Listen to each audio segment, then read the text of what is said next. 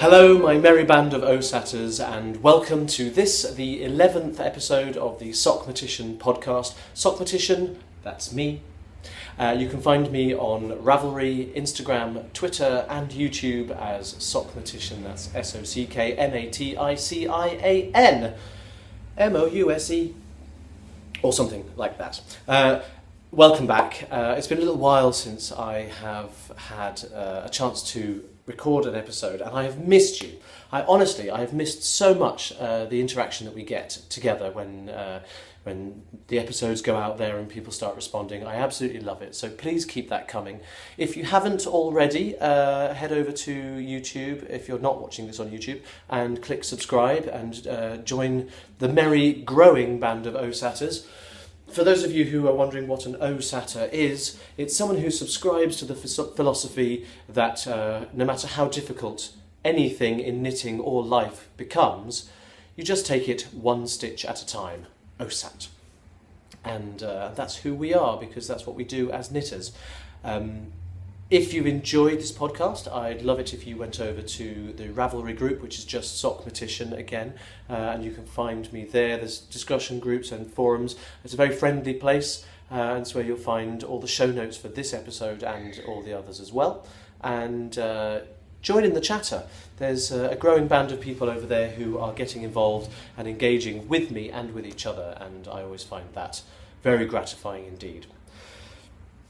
It's been a while, as I said, so what have I been up to? As always, hashtag my chaotic life has meant that I haven't had a great deal of time for downtime and relaxing. You may be able to hear in my voice, I've not been very well at all. In fact, I've been incredibly ill. For the last 2 weeks, I've had a chest infection. It started off with a bad throat. It was like swallowing razor blades at night, and first thing in the morning, very painful. And that's now gone down into my chest, and I've been coughing. It's gone into my sinuses. I've had all sorts of pain here. Last week I had a migraine. I don't know if that's related to the illness or as a direct result or just as a sort of peripheral consequence of not being very well. But that was all sort of in my left eye. And since then, I suffer from migraine occasionally, but and when I'm talking migraine, I really genuinely am not talking about a bad headache. I'm talking about proper migraine. It wipes me out completely. But I'm usually, with this one, the day after the migraine, when I was feeling a little bit washed out but pain-free, the scalp, all the hair, all the skin here and going down into the back of my neck, where the pain was located, has come out in some sort of weird neuralgia-like symptoms. So it's almost like the pain from inside my brain has migrated outwards to the surface of my skin. Very strange. If anyone has ever experienced that themselves after a migraine, I'd be interested to know, or whether it's just a crazy, freaky, one-off occurrence. I don't know. So, whinging aside, because I don't like to be the kind of person who whinges on my podcast, I try to keep it as upbeat as I possibly can. What have I been doing? Since I last recorded, one of the most exciting things I did was I sang at my cousin Catherine's wedding. This was really, really lovely. I was so delighted to be able to do it. Catherine is actually my cousin Kevin's daughter, so she's my first cousin once removed. So she's a generation down from me, which means she's a little bit younger. She's in her 20s.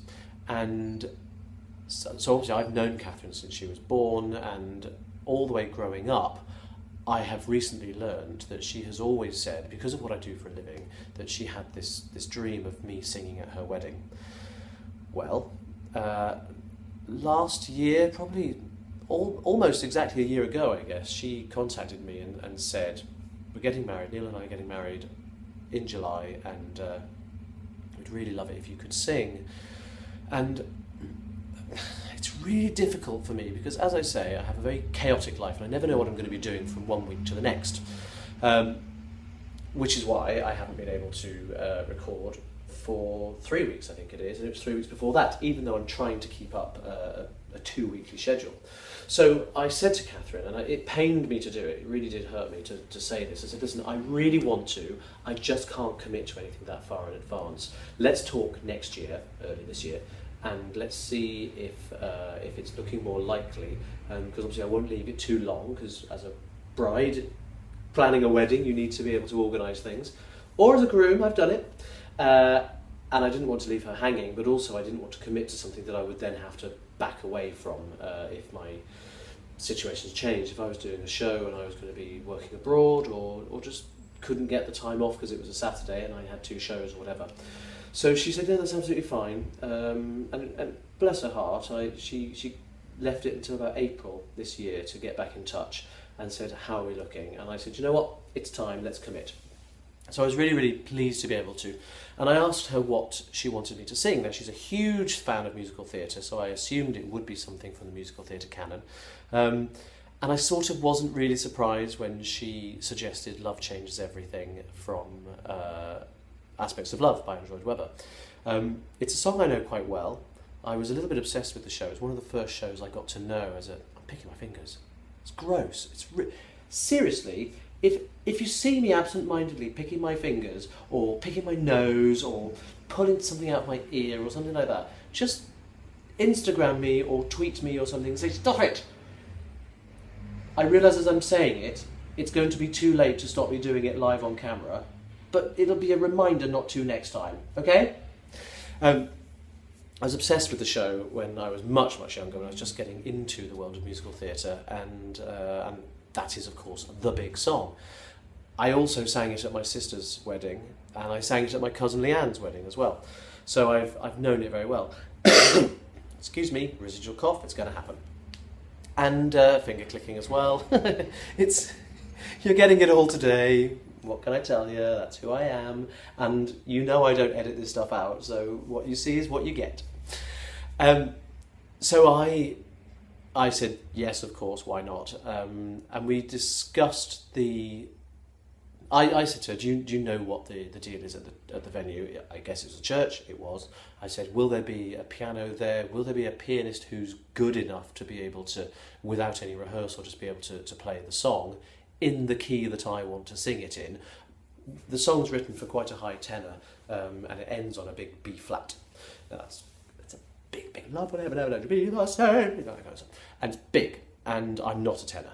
So there was no way I was going to be able to do it in the original key, but I've sung it in a much lower key before my voice developed to where it is now, and I was thinking about it, and I thought what I want to do is just bring it down a tone, two semitones. Now for all my American friends, because I know you speak a different language over there, that's a full step, 2 half steps. A semitone is a half step, and a tone is a step. I think I've got that right. So I wanted to do it mostly in G, but it has a key change going to A flat, meaning that the big note at the end would be an A flat, which is just 1 tone lower than the original key and manageable for a high baritone like me. So I asked her these questions. She said, "I just don't know. Would it be a good idea to have a backing track instead?" And I said, "Well, why not?" So I found an online website where you can, as if there's any other kind of website, an online website where you can purchase a backing order for this kind of use, and you can get it in a variety of keys. And it's a full orchestral backing track, and it sounded really great. I thought, this is going to be quite exciting. And it was in the key I wanted it, and it was brilliant. And I had also discussed with the vicar, because I've been in touch with him, what the sound facilities were in the church. There's no good having technical stuff to work on if you've got nothing to play it on. So I decided, he'd said to me that he was a little bit unsure about a home burnt CD because it's sometimes, they've had occasions in the past where people's home burnt CDs wouldn't play on their system. I said to him, listen, I do this all the time. I'm quite used to burning things in the right format. I know what kind of DVDs will work on most players, CDs will burn on most players, and I was quite confident that it would all be okay.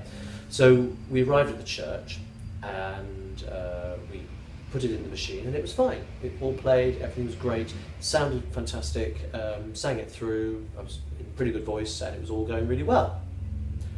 Until the service. Now, I'd said to Ben, we were sitting at the front of the church, so I wouldn't have very far to walk to the front when it was my turn to sing. And I'd looked in the order of service, and I'd said to Ben,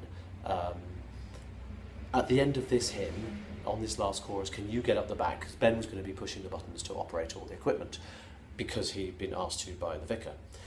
And Ben was worried about this because he's not particularly technical, but he'd been shown what to do and he was fairly confident that he could do it okay. So the reason I said to him go early is because I didn't want there to be a hiatus when I got to the front and ended up looking like an idiot, just standing there in silence, waiting to sing, or waiting for the music to start so that I could sing.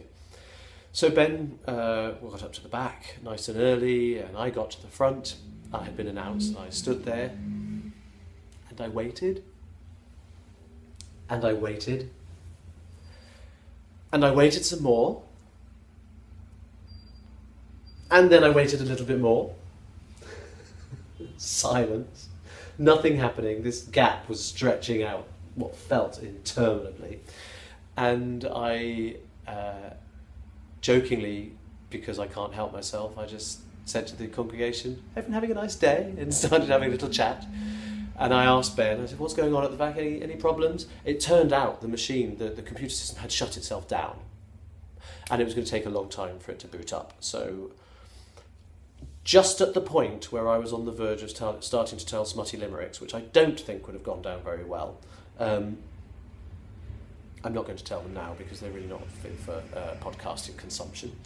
At that point, my enduring memory of the whole episode is Ben barreling his way from the back of the church, down the side aisle, barging the pianist out of the way from this clavinova, and busking his way through the song.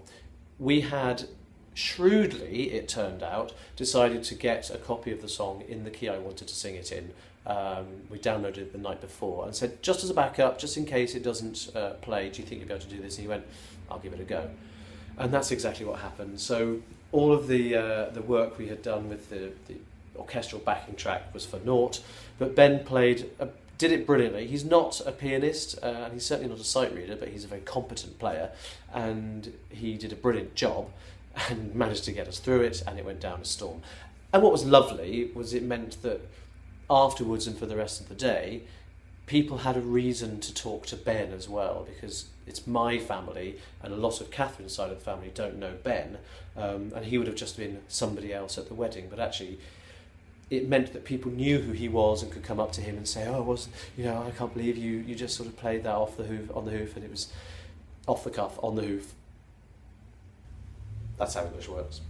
Mixed metaphors and idioms, terrible. And it was good for him because he felt like he had a function and a purpose for being there. It was kind of a busy day. Not only that, we got out of the church and another cousin, Janet, her car had a flat tyre, so we were in the car park helping her change her wheel. And we also had a flat tyre. We'd stayed the night in a hotel the night before because it was down in Wiltshire, and we wanted to make sure we were in the area so we didn't have to worry about getting there in a hurry the next morning. And as we got to the car park at the hotel the night before, as we were getting out of the car, you could hear, so like, that sounds like air escaping.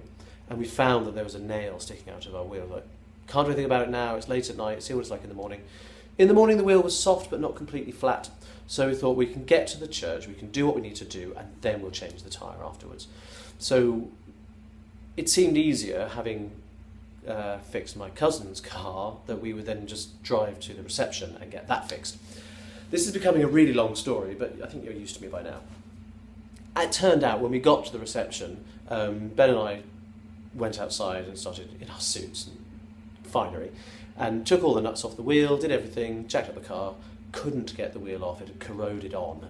Don't know how, don't know why. I'm sure all the tyres have been changed in the time that I've had the car, but there's nothing we could do. Another guy came over, and he was sort of rocking his baby to sleep in a little pram, and he said, "My father-in-law's a mechanic, do you want me to give him a call?" I was like, "Well, where is he?" He went, "He's upstairs, he's one of the guests." Like, brilliant. So he came down and he said, "He just needs a good kick." And a very strange thing happened then. I don't know if you've noticed, ladies and gents who are watching this, but weddings tend to be all about the girl. There's the frock, the flowers, the balloons, the tablecloths, the chair tie-backs, the party favours, everything is really, the ribbons, everything seems to be quite girly. And blokes, particularly straight blokes, although I'm generalising, often feel sometimes a little bit awkward, and they can't wait to sort of get a beer in their hand and do manly things. So suddenly there was a car jacked up in the middle of the car park, the smell of oil and grease permeating the air, and suddenly all these guys, we had like the whole wedding party was surrounding us, all giving useful information and advice.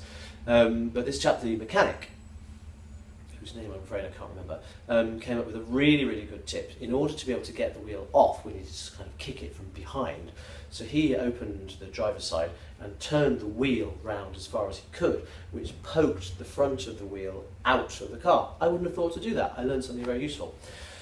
At that point, one of the other guys did a flying rugby tackle and smacked at it with his feet, and the wheel came popping off and all was good. So it was an eventful day.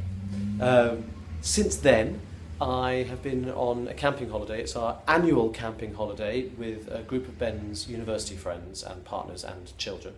And we go every year. And I say camping, but it's become a little bit less and less camping every year. Ben's been going a lot longer than I have. I was working quite a lot in several consecutive years and wasn't able to go. At least that's what I said.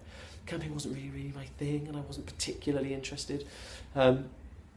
However, I started going, and we camped out. And it was, the thing about campsites is there's no soundproofing, and when you've got a lot of 5-year-old children who get up at the crack of dawn, and I'm a nighttime person, and I'm not a morning person at all, that's really not conducive for Nathan being a very happy bunny. So I camped a couple of years running, and then the next year they all camped in tents, and we got a yurt, a little wooden hut thing, and it had electricity, and it was protection against the rain. I was like, this is much more like it. The next year, the campsite that they'd settled on didn't have any yurts, so Ben and I booked a B&B just down the road. So we'd gone from tents to yurts to bed and breakfast, and this year everybody was in a cottage apart from Ben and I, who were not going to be there for the whole week, so we've got a B&B to save strain on the facilities inside the cottage. We went to Pembrokeshire in West Wales. It was absolutely beautiful. If you've never been to Pembrokeshire, I can't recommend it highly enough. The coastline is gorgeous, very slaty, rocky outcroppings and little black sandy beaches and rocky pools and cliff faces and hilltop walks. It is stunningly beautiful. If you have been to Wales, you'll know that the weather's not always wonderful. But the thing about Pembrokeshire, and Ben's dad said this before we went, he said it doesn't matter what the weather's doing, it never lasts for very long. He was right. Oh my goodness, he was right. It would rain for half an hour and the clouds would sweep by, and then it would be gorgeous hot sunlight for about half an hour, and then it would rain again. We had that pretty much all the way through the holiday. We did so many wonderful things. We went to, I've got some little notes here. We went to various places, but the thing that made this, I'm backtracking. I've sort of told this in the wrong order. What I wanted to say first was that what made it really, really lovely was because there were 15 of us, including children, so 5 couples, so 10 adults and 6 children. And although 2 of those adults were two not single, women on their own without partners. That sounds like I'm being really euphemistic. One of them's married, her husband wasn't there, and one of them is single. But they weren't a couple, that's my point. Oh God. You can tie yourself in knots, can't you, when you're trying not to offend anybody. So I usually don't bother, and I usually offend them anyway, and I go, do you know what, to hell with it, done. So we had decided the easiest way to get through this would be for every night, one pair of people would cook for everybody else. Our evening meal would be dealt with by one set. This meant that we didn't have shifts of people having to do individual meals in the kitchen. It also meant, which was brilliant, that once you'd done your one night, you got cooked for every other night, and it worked out so well. We had some amazing meals. There was a vegetable stew one night, Ben did a vegetarian lasagna, lots of vegetarian meals because we're about half and half vegetarians and non. There was a barbecue one night with vegetarian skewers and some meat stuff as well for the carnies, and there was, what else did we have? Oh, one night we just baked bread and cakes, and at that, because it was the return of the Great British Bake Off, which if you're an American and you've never seen it, try and get hold of it. It's addictive television and we love it. So we made cakes and we made bread and we sat watching the Bake Off, the first episode of that, on that evening. Brilliant stuff. And it all worked out very, very nicely. We did some day trips as well. We went to a town called Fishguard, and there's a lovely yarn shop in Fishguard called Jane's. And it's a coffee shop and on one side and a yarn shop on the other. And it's got quite a wide variety of stuff in it. Not all of it is stuff that I would necessarily choose to want to work with, but it caters for a wide range of tastes. It goes from very, very basic, lots of acrylic stuff, to some nicer things. I only bought one ball of wool there, which I'll talk about later on. I'll talk about that later on. But we had a really lovely time here. One of the fun things, we were also buying some beginner yarns, some little balls of acrylic and some kids' needles, because all the kids wanted to learn to knit. There was me and there was Sam, who taught me how to knit socks, and Tanya, all good knitters, and other people wanted to learn. So particularly the children, who are 10, 9, 8 and 5, all wanted to join in. So we were buying them all this stuff, and Sam had gone to the counter and he'd engaged with the woman behind the counter and talking about the socks that he was knitting and the sock yarn that he was buying, because he likes to buy, whenever he goes on holiday, he likes to get a ball of sock yarn to do his holiday socks with, which is a great idea. And then I went up and I had several balls of DK acrylic with these tiny plastic needles, for the kids, and I put those on the counter, and she knew I was with Sam, and she looked at me and she went, "You all want to have a go, do you?" I didn't have the heart to tell her that I had knitted the shawl that I was wearing, which happens to be here, because I want to talk about it in a minute, and because I didn't want to embarrass her, but it was very, very sweet, so I smiled and nodded and said, "Yes, it's for the children," which then sort of led her to believe that it probably wasn't going to be me knitting at all. So I didn't get to chat to her about anything, didn't get to engage with her about knitting because of misapprehension in communication. Ah, well.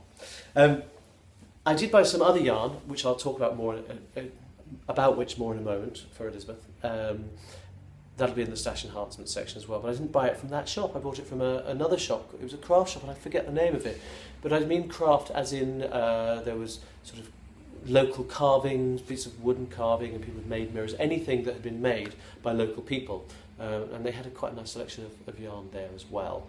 I bought some of that and spent a little bit too much money on it. So that was in Fishguard, and Fishguard also has in its town hall, it has the Fishguard, what's it called? Landing tapestry. Invasion tapestry, I can't remember what it's called.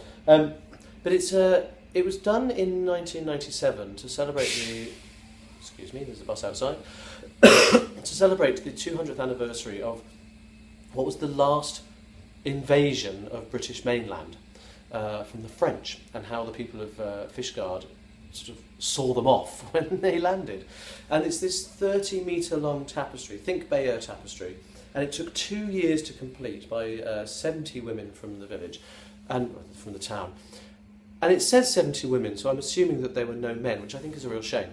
But it's brilliant that they did it. It's fantastic. And here's a photograph or a couple of images of it.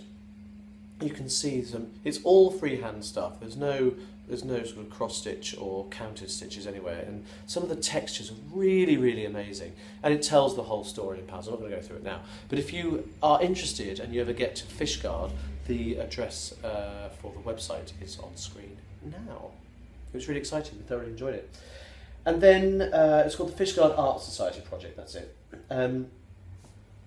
Another thing that typified our holiday was jigsaws. Now, I'm not a person for jigsaws. I have always thought that they really were the domain of old people who don't get out very much.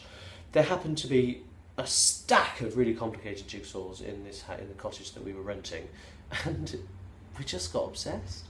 We completed 3,000-piece jigsaws in the 5 days that we were there, and we were like up all night getting properly obsessed with finding the next piece. It was brilliant. So I suspect there'll be more jigsaws in my life. Nobody is allowed to buy me jigsaws for gifts, please, because I'm not ready to indulge in that yet. It would probably usurp all the time I have, and I need the time I've got at the moment for knitting and for other things, let alone trying to fit in work and all that kind of stuff. Don't get me started on work. I've started a new job. I don't have time to do it. It's not going very well. I may not talk about it now, but when I say a new job, I haven't changed jobs. I've added another job to my list of things that I do to earn money. And I applied for the job at a time when I really needed some extra cash, and by the time I got round to being offered it and then accepting it, my situation had changed a bit, and I got busier, and I just don't have time. So I don't really want to let them down, but I don't think I can continue to work there.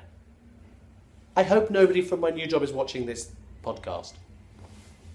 That would be embarrassing.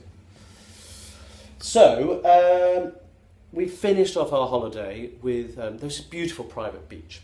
Absolutely, I say private. Our cottage overlooked it, and it was really sheltered and secluded.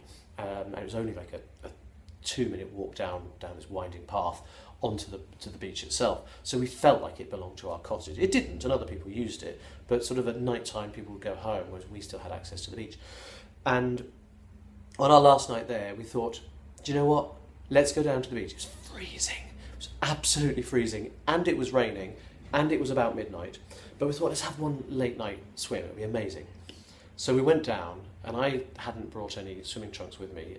So of the 7 of us, all adults, 7 of us who went down there, 3 of us just thought, oh, well, let's just go skinny dipping. And I've never done that in the sea before. So we completely stripped off. We're all by sort of torchlight, and the 2 girls who, 2 women, who also stripped off, we sort of dashed into the water as quickly as we could because it was so cold. And the water really took your breath away. It was, you just thought you were going to sort of asphyxiate until everything equalised. And it's the kind of beach where you don't have to go very far out before it's too deep for you to stand up. So, which is kind of good because it meant that you didn't have that dreadful incremental getting colder and colder and colder. You sort of just took the plunge and went in. And it was brilliant. It was really invigorating, and you sort of came out feeling all tingly. And suddenly, even though we came out in the rain, because the air was so much warmer than the water was, even though the air was cold, it felt much warmer by comparison. Probably not the best thing to do with a raging chest infection. And I was ill throughout the holiday. And I'm only getting over it a little bit now, but it was still a lot of fun, and I wouldn't have missed it for the world. Then, just quickly to bring us up to date, Saturday last week, I haven't said what date it is, it's the 12th of August today. Last Saturday, which was the 8th of August, was Ben's birthday. His 41st birthday. There's 5 weeks of every year where I'm older than he is, and now he's caught up with me. We're both 41 again. I call it in our prime. And the reason I call it in our prime, and here you are, James Barclay, this is for you, is because 41 is a prime number. That's all. So nobody can argue that I'm not in my prime because I am 41, which is a prime number. And we went to Avebury in Wiltshire to celebrate Ben's birthday. I don't know if you've ever heard of Avebury or been there, but it's magical. It's a huge Neolithic stone circle dating back to 5,000-6,000 years. And people are going to think, oh, like Stonehenge. No, not at all like Stonehenge. These are all rough-hewn, single standing stones arranged in a massive circle, so big in fact that the village of Avebury sits inside, or at least half of the village is inside the stone circle. And originally there were 2 circles in the middle surrounded by the big circle, with avenues of pairs of stones going off at the cardinal points. It was huge. And it's fascinating, very mystical and magical and spiritual, and we go there quite a lot, and Ben loves it. And so for his birthday this year, we wanted to do that. And we arrived, there was Ben's mum and dad, his brother and his partner Sasha, and our friend Abby that came down with us. Apologies about the trucks vibrating. I've got some glass things hanging from the windows just here. And when the trucks rumble, they sometimes vibrate against the glass, and that's the noise you can hear. The perils of living on the A1, Britain's longest road. There you go.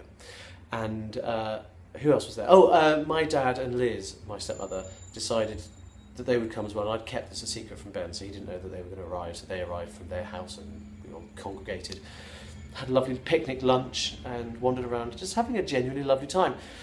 Check out Avebury if you've never been. It really is quite spectacular. My sister and I have been fans of the place since we were kids. We used to drive through it on the way to our cousin's house, so we used to go there quite a lot. But Ben's a more recent convert to it, and it's now one of his favourite places on the planet, with good reason. We also went to the West Kennet Long Barrow, which is an ancient Neolithic burial ground. It's one of the earliest and finest examples of a chambered burial ground from the era in existence. And then we travelled from there to the Uffington White Horse. Now this is a brilliant landmark in Oxfordshire, just the other side of the M4, and again a very magical spiritual place. It dates back thousands of years. It's a chalk white horse cut into the side of the mountain. It's a hill. Mountain, what am I talking about? What you see is very representative, very stylised, and it kind of looks like a modern representation of like a almost cubist horse. It's brilliantly done. There's pictures all over the internet, and a couple that I'm putting in here. As I was saying that, I was thinking, did I want to go to the effort of editing them in? But I want to show you. This is what the horse looks like. And what's amazing about it is no one really knows how it was done, because it's so big, and the angle it's at, there's not anywhere surrounding it that you can actually see it in all its, you see all of it in its shape, so they don't really know how they got the perspective worked out. So it's very, very, it's very clever, interesting sort of psychology and technology behind it. And at the bottom of the Uffington White Horse, there's a little, I always used to think it was just a viewing platform, even though the view of the horse from there isn't very good. But it's called Dragon Hill. It's a little flat man-made hill that dates back many centuries. And there's a spot on top of white chalk showing where no grass grows. And it's called Dragon Hill. And the legend is that on that spot is where St. George slew the dragon, from the legend of George and the Dragon. And the dragon's blood fell onto the grass there and burnt it all away, and that's why no grass grows on that spot. Fascinating, huh? I believe it. I do. At least I want to. I really want to. I really want to believe that. So that brings us up to today. Today I'm recording, it's about 3:30 in the afternoon. This morning was taken up with a meeting at our production company's offices for just catching up on where we are with the documentary project that we're working on, which I can't talk about. It put the fear of God into me, really, even though we've still got a few months' work on it. We're going to be jam-packed, starting pretty much now. I thought we still had a few weeks' grace before we kick off with it, but it's going to be fairly full-on. And for that reason, I just don't know how frequent my podcast episodes are going to be. I will endeavour to get them out every 2 weeks. I can't promise anything, just because my time is not going to be my own between now and, well, March, really, next year. It's a big, big project, and it's going to require a lot of time. So bear with me, is what I'm saying there.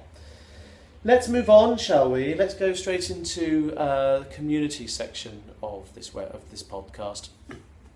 What I have always said I loved about doing this is getting together a sense of community between viewers and me. But what's also come round, which I hadn't really anticipated, is a really lovely set of relationships with me and other podcasters.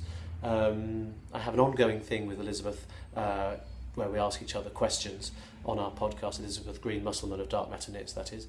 And James of Dancing Geek, hello James, hi, had said that he wanted to start sort of a dialogue between our two podcasts, which I'm all in favour of. So he, on his last but one episode, because I've taken such a long time to get this one out, his last but one episode, he sort of had a little bit of a conversation to the camera for me, and this is where I return it back. So James, hi, I'm loving it, absolutely loving it. Really enjoyed your last episode, and I've caught up with you now. Fascinating to watch your knitting methods. I don't know if anyone else has seen James's knitting method. I'm fascinated by people's knitting techniques. In fact, there's an episode of my podcast called Technique Geek, and James had been promising to upload a video so that we could see how he knits. And it's a long video, but I mean, James's podcast, James, you do long podcasts, and that's okay. That's why we love you. So I wouldn't expect your knitting video to be any other way. But I really enjoyed watching it. I watched it all. I do enjoy watching people knit. I know that sounds crazy. Actually, I don't enjoy watching all people knit. Some people really frustrate me with their methods. But James has got a very nice sort of easy flow.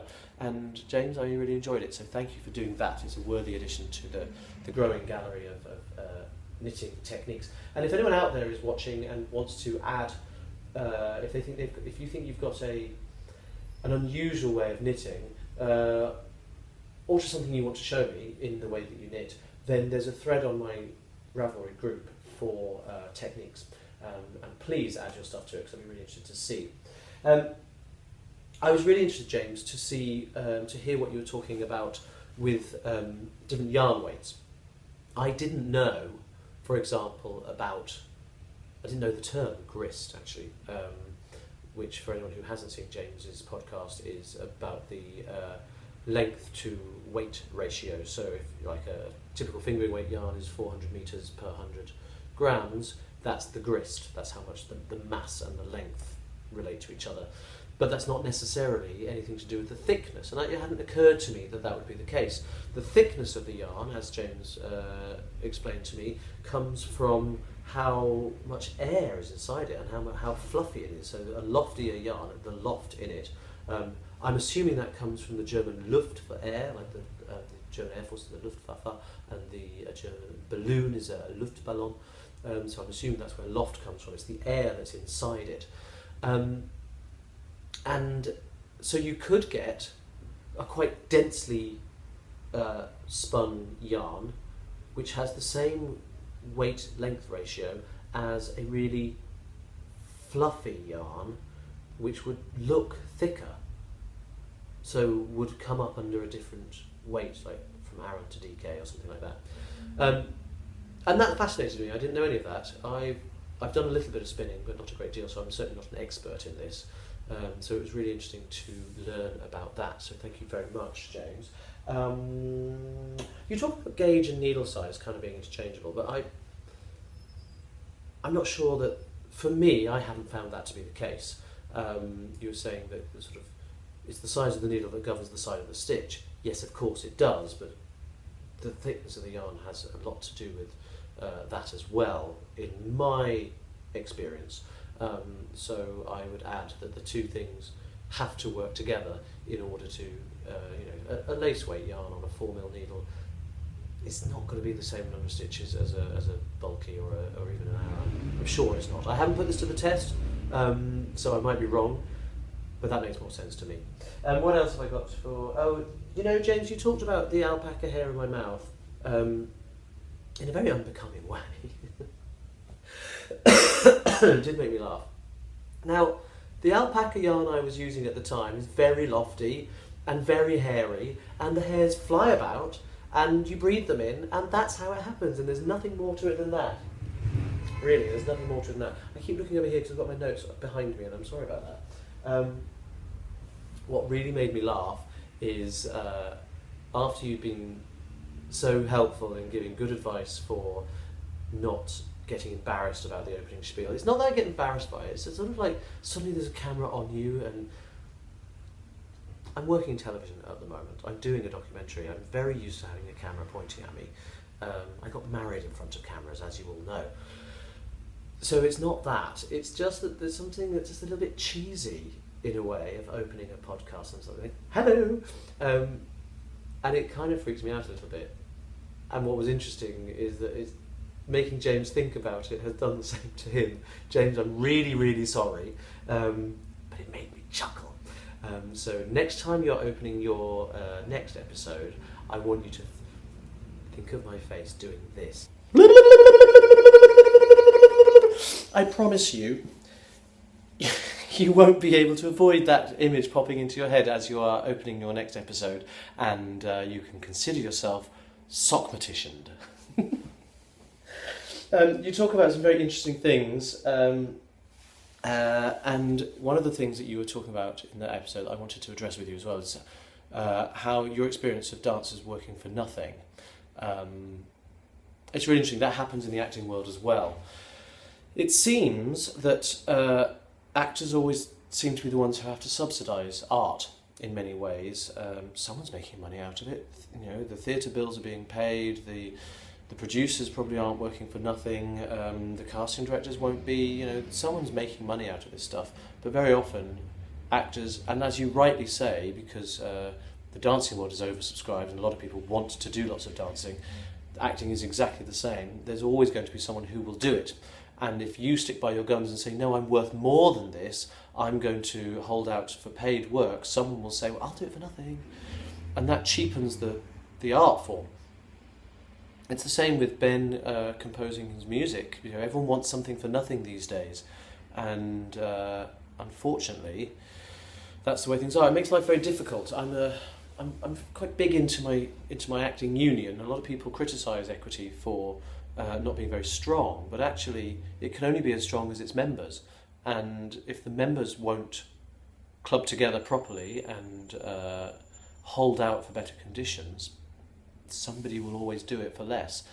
And that's the problem. So you're right. I struggle with that a lot. I could be doing loads and loads of things on the fringe in London. There's all sorts. I was offered a job a couple of years ago at a theatre in South London, and it would have been a production of Dames at Sea, and I really wanted to do it. I couldn't afford to.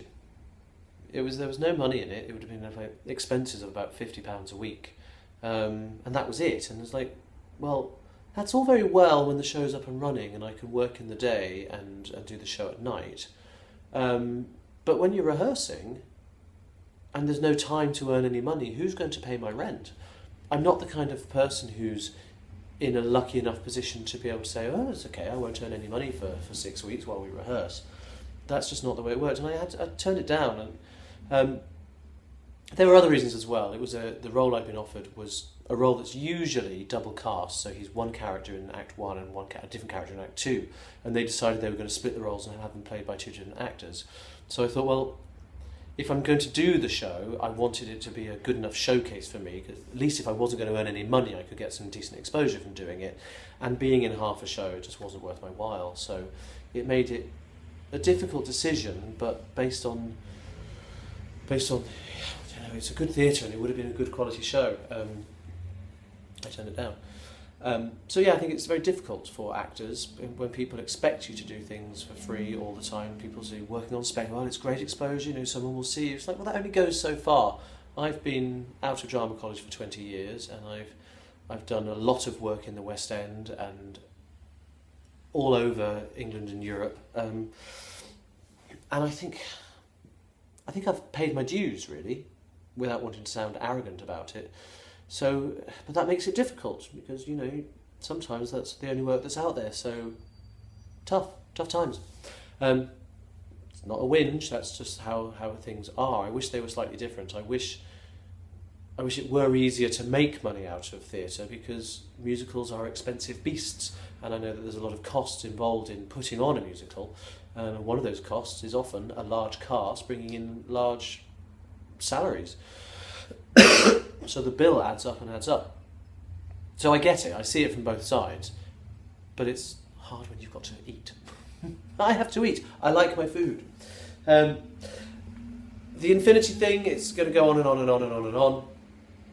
I struggle with the concept, this is purely for you, James, I'm sorry, I'm not going to go into it for everybody else, but I struggle with the concept that until you reach infinity, as if infinity was a finite area. If you do this an infinite number of times, 0.9 recurring will become 1.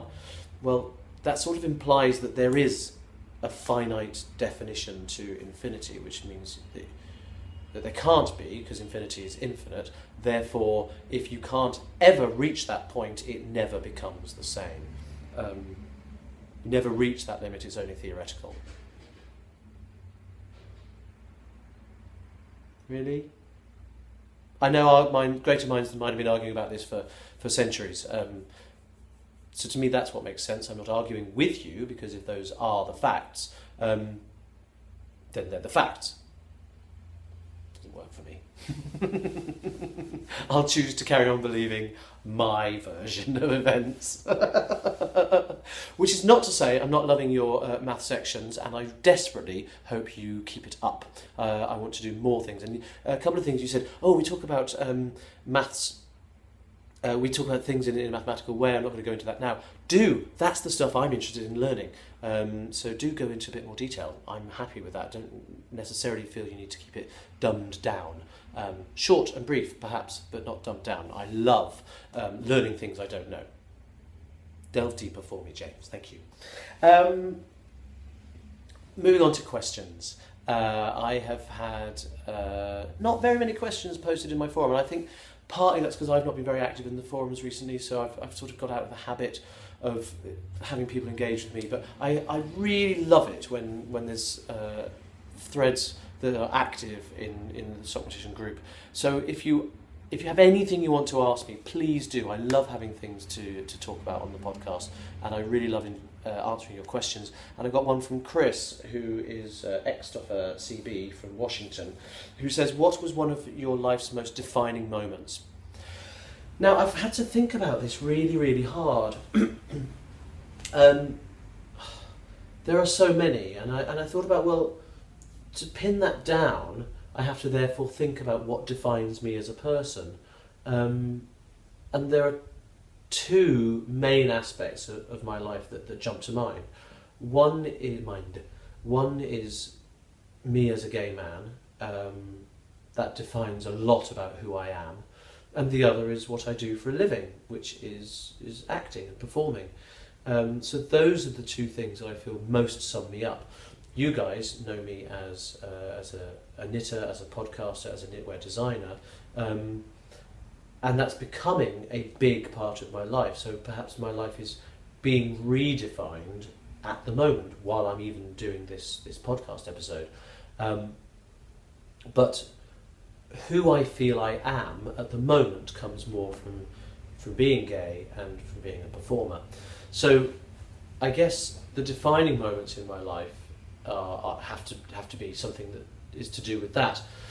And in terms of me as a performer, there is one moment that really sort of set the ball rolling. I was in the Cubs and then in the Scouts, and I remember being in the Cubs, and we went to see the Oxford Gang Show. Now, for anyone who's never done anything in the Scouting movement, they might not know what a gang show is. A gang show is where hundreds of Cub Scouts, Guides, Brownies, Rainbows, Beavers, whatever, Rangers, whatever the different denominations are in the Scouting movement, all come together. They rehearse for probably 5-6 months once a week to put on this show. It's a review show of sketches and songs. And in the English tradition was started by a guy called Ravelry, and many of the songs that get sung at gang shows were written by him. They're very much in the old music hall style, and it's charming, probably quite dreadful, but as an adult, but as a kid, brilliant. And my scout troop went to see the Oxford Gang Show in probably about 1985, something like that. So we're going about 30 years. I must have been about 10. Excuse me. And I remember sitting in the Oxford Gang Show auditorium at the Apollo Theatre in Oxford. I remember sitting there and looking up at the bright lights and seeing people wearing uniforms like I was wearing, and they were singing and they were dancing and they were telling jokes and they were having an amazing time, and an audience of 1,800 people were roaring with laughter and clapping their approval, and it just hit me. I sat there and I said to myself, I'm going to be up there next year. And that was it. I went home and I said to my mum, I'm going to do that next year. And she found out how one auditioned, because I don't come from a theatrical family, I've said this before, so I wasn't in that world. And I was a singer, I sang in choirs and things, but I'd never been in a show. And I said, I'm doing that. So she found out where I could audition, and I sang for them, and I was given a place, and I was given a solo, which was kind of unheard of for a first timer, so I was very lucky. And I had my own little song. I sang, "Oh, you beautiful doll, you great big beautiful doll," which I shouldn't be singing at the moment because I've got a sore throat. And then that was my solo spot. And I remember, I'll never forget, there was a girl called Gail Valentine. Gail, it would be hilarious if you ever watch this, but Gail was the girl that I had to sing this song to, and I had to hold her hands and look lovingly into her eyes. She hated it. I don't think she liked me particularly. I remember her vividly. She was taller than me, she was a bit older than me, and she had long dark hair. She was a very pretty girl. But she used to look so uncomfortable as I was singing it. If you ever leave me, how my heart would ache. And she loathed every second of it. And I tried. It became there was a newsletter that went around every week from like little anecdotes of things that happened in rehearsals, and the people who were writing the newsletter were trying to kind of engineer a little sort of adolescent romance between me and Gail, and it clearly was never going to happen. Partly for obvious reasons, and partly because she hated me. But still, I didn't care. I had my solo moment. I had my spot in the limelight. And that was it, really. That was the bug. I did that performance week, and I was bitten, and I've never looked back. So I guess that would be my defining moment as a performer. And since then, there've been roles that I've played, milestones that I've hit. Getting my first professional job out of drama college was a big deal. I left drama college. Going out from the sheltered world of college to the unsheltered world of the big bad world, you just don't know if anyone's ever going to take you seriously. You think, am I deluding myself? Will anyone ever take that risk and give me my first job? And getting that first gig was very, very exciting. My first show in the West End was amazing. I did Miss Saigon at Theatre Royal in Drury Lane, and that was a massive deal. It was one of my favourite shows, and I loved it. Playing Frankenfurter for the first time in the Rocky Horror Show, I was one of the youngest people ever to play it. I was 24 when I first played Frankenfurter as an understudy, albeit, but I was still in the heels playing the role. I played Hedvig in Hedvig and the Angry Inch in the West End as the alternate to Michael Service, and that was one of the most extraordinary things I've ever done. And then, of course, my wedding, and becoming, sort of tying the two parts of my life together, a gay rights activist and a performer, kind of all in one. All of those things have been amazing. Going back to the other side of my life, being a gay man, I think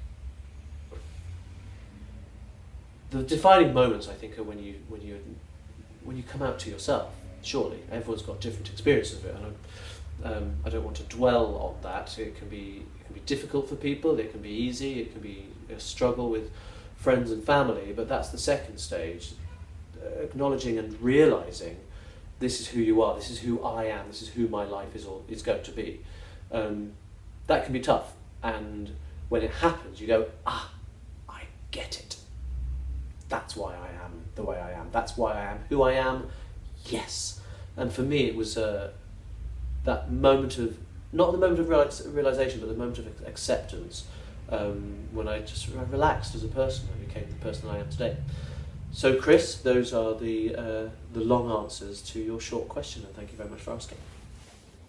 So let's move on. Let's move on into more community stuff.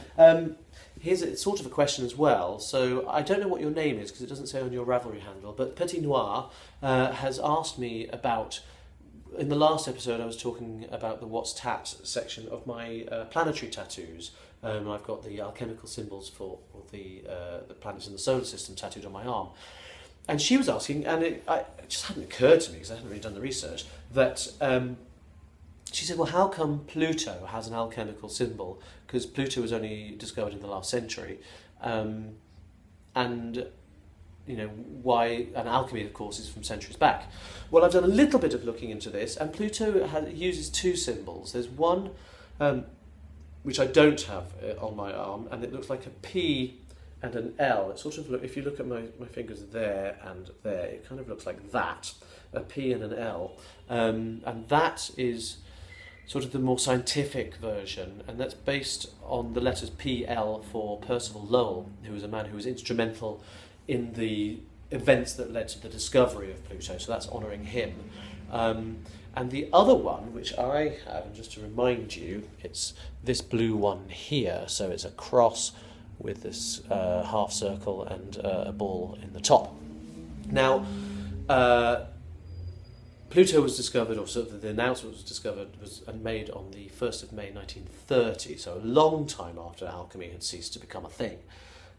But somewhere along the line, this symbol developed, and the elements of it are the cross is for corporeal matter, the cup, the crescent shape at the top, is for the mind, and the ball represents divine spirit.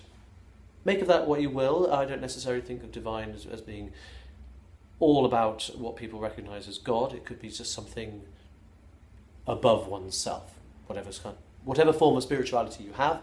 Here we go again. This is obviously going to be a whole other podcast. Could go on to our combined spiritual beliefs. You know I'm an atheist.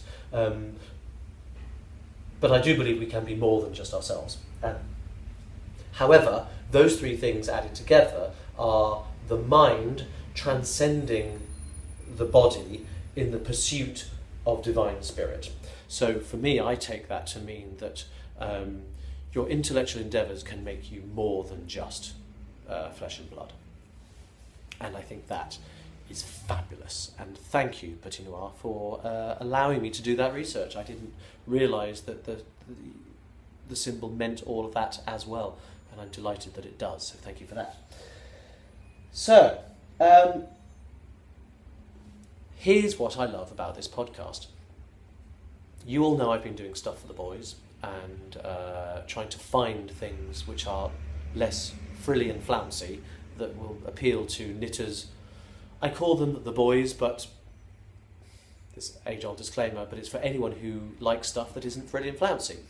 And last episode I featured the work of Deborah Warner from Nevada, who is Vintage Girl on Ravelry, and her website is addictedtosockknitting.com, and she had some brilliant geek-friendly project bags. I had no contact with Deborah, and I just wanted to show her things to you and hope that people would like them, which they did, it seems. Well, Deborah got in touch with me because somebody who watched the podcast had said, "Oh, Nathan's highlighted your stuff," and she wanted to thank me for giving her a shout out, which I am more than happy to do. I tell you, I am more than happy to do. This leads me on to another train of thought, which I'll talk about in a minute. But what Deborah also does is she hosts an e-zine, an online magazine which is more than just a newsletter, all through her website, addictedtosockknitting.com, which is for sock knitters. It's brilliant. I've had a look at it, and oh my goodness, the work that must go into it. Absolutely astonishing. And it's a quarterly subscription, and I can't remember what the price is off the top of my head for a yearly subscription, but I will put the details here so you can see what it is. So here's the information about Deborah's e-zine. And what she has done is she has offered, very, very super generously, she has offered to give away 1 year's subscription. I scratch my fingers again, I'm so sorry. 1 year's subscription to her magazine, which all the graphic design is done by her son, and it features, does it say here, I haven't put the information here, but it features, I think there's usually 10 sock patterns in it. She features heavily sort of newer designers, so people who will be less well known than the brilliant people like Cookie A or off the top of my head, Stephanie van der Linden, all the people who are sort of very, very well known. Deborah likes to feature up and coming designers. She talks about indie dyers and yarn and fingering weight yarn, for anything to do with socks, and it's all presented in this really, really fantastic way. If you are a sock knitter, it's a must-have. If you're not a sock knitter, you'll love it, and it will probably turn you into a sock knitter. If you have a love of anything yarny, knitty, crafty, this would nudge you into sock knitting. And full disclaimer here, I am saying this not because I'm being paid to or anything like that. Deborah did offer me as well. She said, if you want a subscription. I said, no, I don't. I've seen her sample magazine online. I think it's brilliant. I will probably be signing up myself. But I don't want this podcast to be about people giving me gifts in return for publicity. It's not about that. I'm happy to give the publicity, and I know that that's how it works. So this is the train. I'm in it. This is the train of thought I was going to be leaving till later. Now, I get very uncomfortable when people feel the need to send me stuff for nothing. It's so kind and so brilliant, but what I would hate is for people to think that I am trying to encourage that. So I genuinely am not. I would always want to give something out in return. I'm very, very happy to talk about other people's businesses and startups and Etsy stores and stuff like that, because I think that's how this community needs to work. I don't need anything in return. So I have, as graciously and genuinely as possible, said no to Deborah for the subscription for me, so that I can talk about it without feeling I'm beholden to. Do you see what I mean? So I'm trying to be as honest as I can about it, and I genuinely think it's brilliant. So she's offering 1 year's subscription and 5, I think that's right, 5 single subscriptions of her summer issue. And the summer issue is the big one. It's got loads and loads of stuff in it.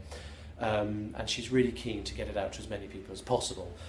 So I am only too delighted to be able to offer this platform and say that 6 people will be lucky winners of this. There's going to be no question. I'm going to start a thread especially for it on my group on Ravelry, and all you need to do is add a post, say something, but I mean it could be just hello or I'd love to be included, or you can tell me something at all. It doesn't matter. I'm not going to be judging it, but I am going to do, this is the only one I'm going to do a random number generator on, and the first one I get will be the full year subscription, and the next 5 will be the single subscriptions for the summer issue.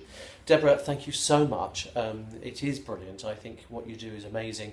Everyone should check out addictedtosockknitting.com anyway. There's a load of stuff on there. There's the bags and the things that she sells. There's also the go, do it, you'll love it. So that is going to be brilliant, and I will announce the winners on my next podcast. I'll do it as quickly as I can, because I want obviously to get people to get this subscription before it's out of date. And then we have the ongoing giveaway for a Joyce stitch marker, which I haven't brought with me. You all know about my stuff for the stitch marker, stuff for the boys stitch markers that Joyce, who is Zoe Knit Girl on Ravelry and AussieYarning.com, AussieYarning.etsy.com, Joyce in Australia made for me. They're brilliant. I'm giving away 1 per episode, and this week's lucky winner is an English one. Hello to Katie from Oxfordshire, Katie Jane 82. Your post was brilliant, and I haven't got it on screen. I must have. Oh, here it is. I really enjoyed reading this, so I'm going to read out the post in full. This was in my thread, which is called "What Knitting Gift Do You Treasure Most?" And Katie wrote, "My mum had to stop knitting a few years ago as it hurt her hands too much. So she gave me her knitting collection. This is interesting. She had no yarn stash. Stash wasn't a thing when she knit. She would buy the yarn for a project, then make it, then buy yarn for the next, and so on. Oh my goodness, this is what we all aspire to, isn't it? But can't be part of." So how things have changed. So any leftovers, along with numbers my sister and I grew out of. Numbers? I'm not quite sure what that means here. I think it's a typo, autocorrect thing. Clothes, I think, that her sister grew out of, would be sent to her grandma to make rag rugs from, so there was no yarn at all. What I did get was her pattern collection, with patterns from the 60s onwards, and her bag of needles and hooks. The patterns and hooks just brought back so many memories from when she taught me to knit, and of things she made for me and my sister over the years, like a jumper with a matching mini-sized jumper for my sister's Barbie doll, and the Intarsia cat jumper I begged her for months. I would so love to get a photograph of that Intarsia cat jumper. It sounds brilliant and awful in equal measure, and I mean that with the nicest of intentions.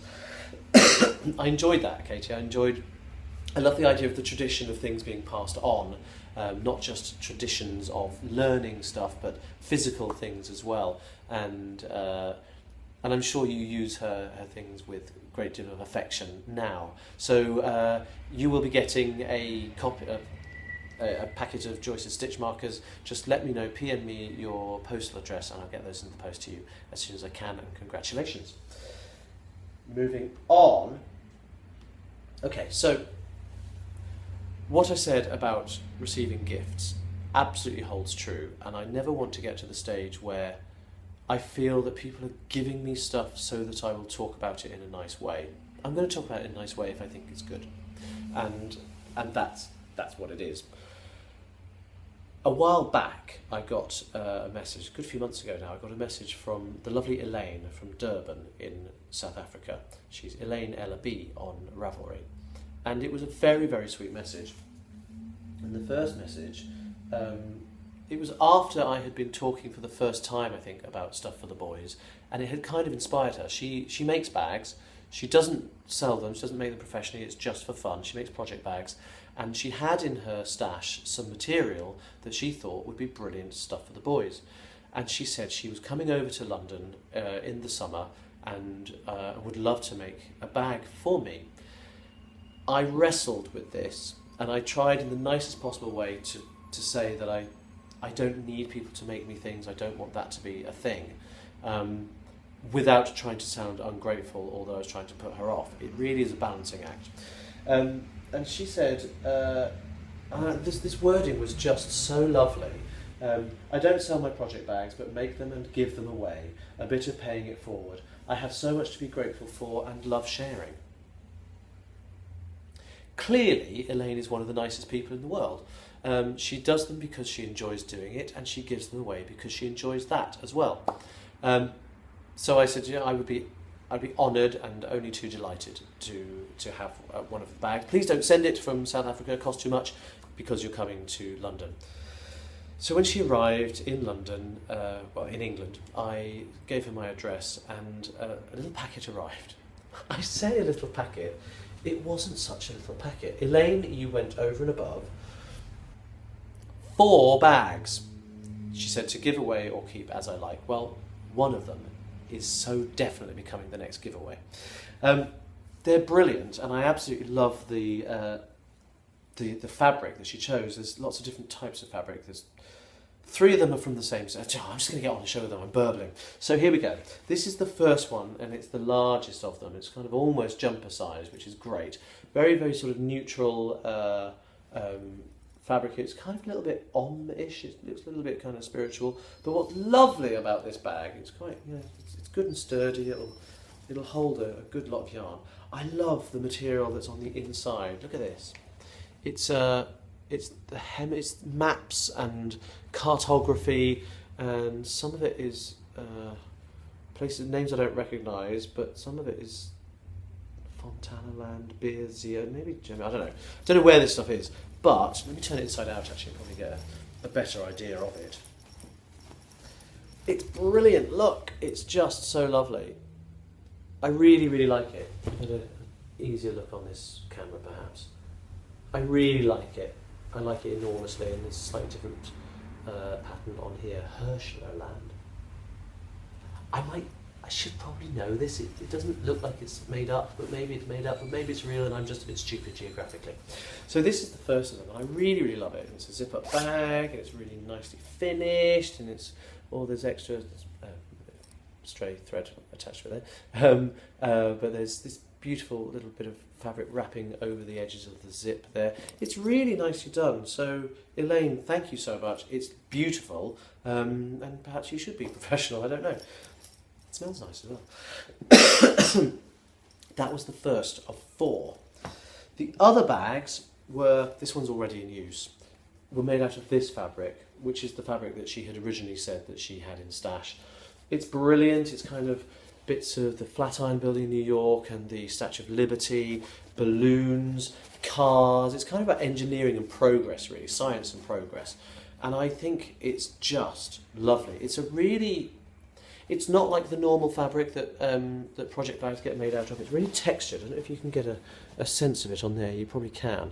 It's got this really sort of coarse texture. It makes it feel really sturdy and really kind of masculine. I don't know if that's part of it, but it really works on that level. Now, the stuff in it, which I'm not going to show you just now, because I'm going to show you that later on. But the inside of this is my absolute favourite. This is my favourite of all the bags, and I'm not giving this one away. I love it. Inside, the fabric is covered in ostriches. Look at those!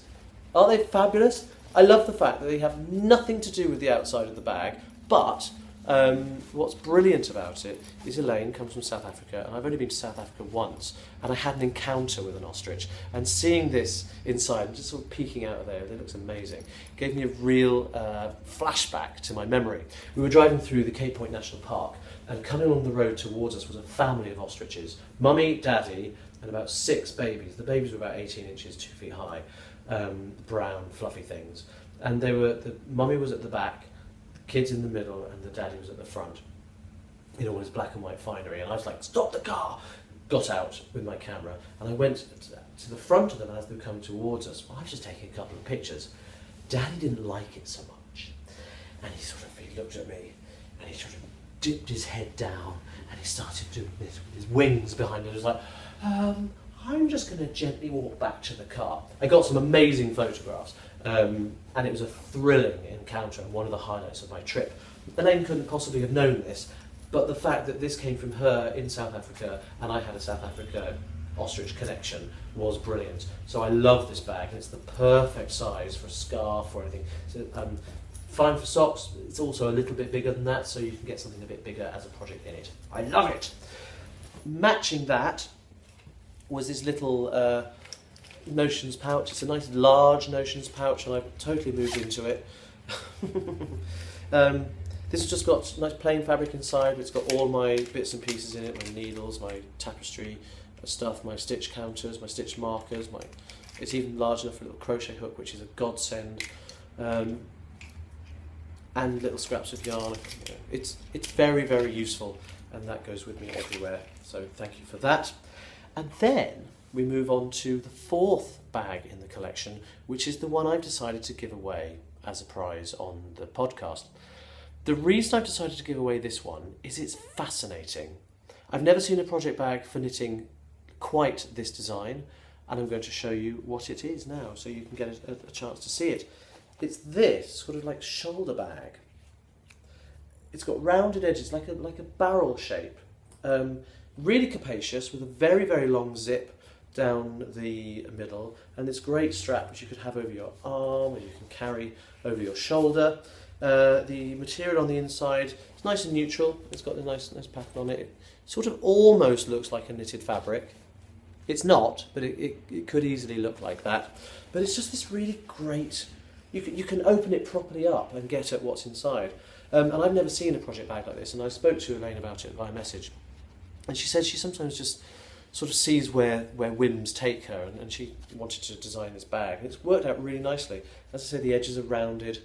And because it's so interesting, it was the one I knew I needed to give away, much as I'd like to keep it.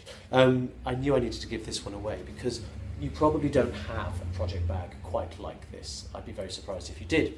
So what I'm going to do is I'm going to open another thread in the Ravelry group, and I'm going to just ask you to say what it is about this design that you like so much, why you would like this one, but not because I deserve it or anything like that, but what is it about this particular construction that you think makes it brilliant? Okay, so that's what you need to put into the Ravelry thread, and again I'll announce the winner on the next one, and this fantastic bag, courtesy of Elaine, can be yours. I'm meeting up with Elaine tomorrow. It's a shame I haven't had a chance to meet with her before I recorded this, but just like I met up with Alex in Los Angeles, I'm meeting with Elaine tomorrow. We're going to be knitting in loop, and so next time I can share with you how we got on. I'm really looking forward to meeting you. Elaine, thank you so much for all of these. I can't wait to see you. We're going to have a nice old natter and get to know each other properly, so that'll be brilliant. And thank you so, so much for the bags. I think they're wonderful, and you're a wonderful person. Thank you for that. Back into stuff for the boys. So if anyone follows Joy, who is Knitting Goddess on Instagram, you may have seen this already, but I came across some bags, project bags that she has put together, and they're brilliant. I absolutely love them. Look at this. These are the only photographs I have, so these are the ones I'll discuss.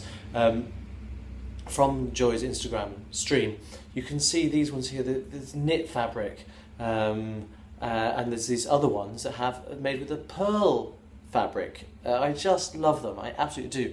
And I have no idea if Joy even watches this podcast, but Joy, if you do, I'm going to get in touch because I've got a little idea for you, and I wonder if it's something that you and I should discuss. So if you do watch it, then expect me to get in touch, and if you don't, you'll never know. I'll just get in touch out of the blue. That's fine. But I think these are brilliant. So if anyone wants to pop over to knittinggoddess.co.uk, I think she's. Anyway, I'll find out, and here's the website, and then you can get your hands on these bags and stuff. Now, I did say earlier that I was going to talk about this, and I completely forgot. While we were on holiday, I took this shawl with me, and oh my goodness, I've never fully appreciated just how useful a shawl can be for a boy. I knitted it knowing that it was going to be mine. I wasn't going to give it away, but thinking, would I wear it? Anyway, here it is. I've talked about it before. This is Genesis. I haven't written up the pattern. I beg your pardon. I haven't written up the pattern yet because it's taking up too much time, but I will. But it's a double knitted shawl. It's got loads of crazy techniques in it. I'm not going to discuss it now because I've discussed it before, but I have worn it kind of as a massive scarf type effect deal like that. But what was amazing was while we were on holiday, because it got chilly, it got very, very chilly, and the amount of times I would just be sort of sitting on the patio outside and I'd have my shawl wrapped around me, and it was so deliciously warm. It is just so comfortable. As you can see, it's huge. It goes right down to my waist. If you can see in this camera here just how large it is, and I absolutely love wearing it. So it became one of my sort of go-to items for comfort, particularly because I was feeling a little bit poorly. But what interested me was one of the dads who was with us, Ian, who is one of Ben's university friends, who's our age, he's 40, 41, terribly heterosexual. At one point, he picked it up. We were sitting inside the house, but he'd been swimming, it was a bit cold. He picked it up and put it on and said, this is really nice and cosy, and just sort of started working on the jigsaw puzzle. And it struck me that he wouldn't have done that if it had been a frilly, flouncy, lacy, girly shawl. He just wouldn't have done it. And for me, it was the ultimate endorsement that this is also the kind of shawl that straight men would be interested in having. So here it is. It is huge. It's like a tent. But I just thought, me being a little gay boy, quite likes a knitted thing and will wear my shawl despite it being a girl's thing. But I got complete endorsement from it. He just sort of absent-mindedly picked it up and without thinking about it, put it on and was really enjoying wearing it.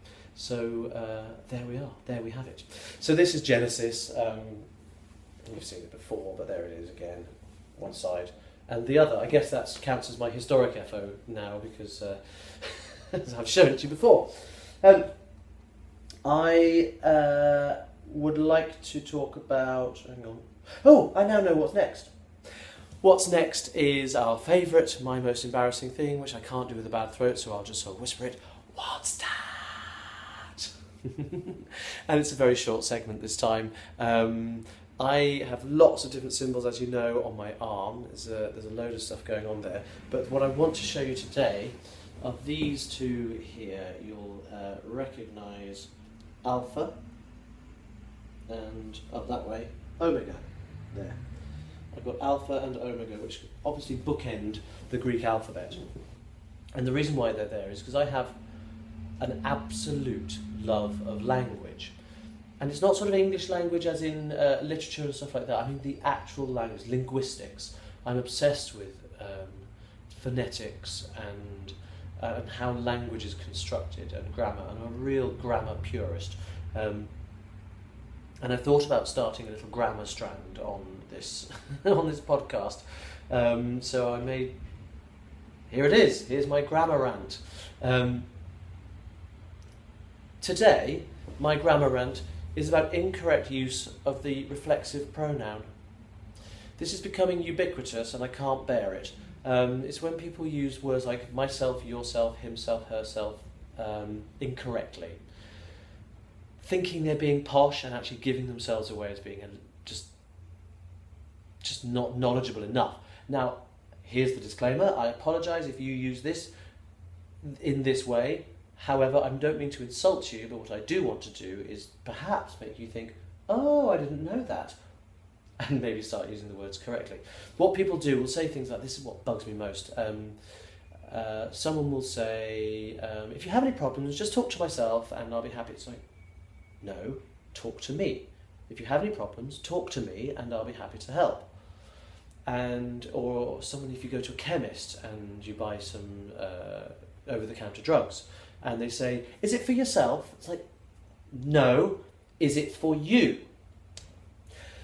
Now, clearly, there is a correct way to use these words as well, and the reason I call them reflexive pronouns is because you can do something to yourself, he can do something to himself, I can do something to myself. You don't interchangeably use them with the other types of pronoun, I, you, he, she, me, we, they. There's a right way to use them, they're different words. So I would say, I am giving myself a massage. I'm doing it to myself. It is reflexive, it gets reflected back onto you. I'm giving myself a massage. I am looking myself in the eye. You wouldn't say I'm looking at me in the eye. It just kind of feels weird. I'm looking at myself in the eye. So for yourself, you would say, why are you doing that to yourself? Rather than, is it for yourself? The correct usage there would be, is it for you? So I want people to start thinking about reflexive pronouns and hearing mistaken usage. And is it something that he is doing to himself, something I am doing to myself, we are doing to ourselves? That, you know, all of the different pronoun groups have a reflexive pronoun that works for them, but there's only a few instances where the usage is correct. Rant over.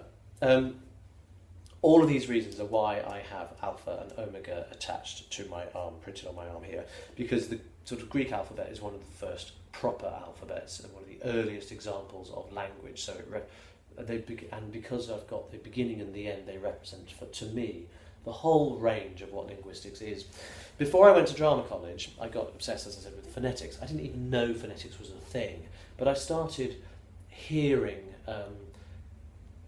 patterns within sounds that we make, and I thought that I realised that b and p, other b and p, the letters b and p, b and p, are actually the same. Your mouth does the same thing, but one has the voice going through it and one doesn't. B has a voice and p has no voice. And then I realised there were other pairs as well. There was g and k, g and k, the same muscles working, one with the voice and one without. And d and t, d and t, the same. I was like, this fascinated me. I didn't realise that people had gone before me and figured all this stuff out, and it was called phonetics, and these were voiceless plosives and voiced plosives, and there's names for all this stuff.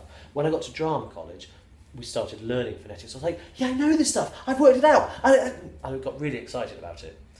And unfortunately, our phonetics teacher wasn't particularly good. He was a very nice man, but he taught things on a very basic level, which was great for a beginner.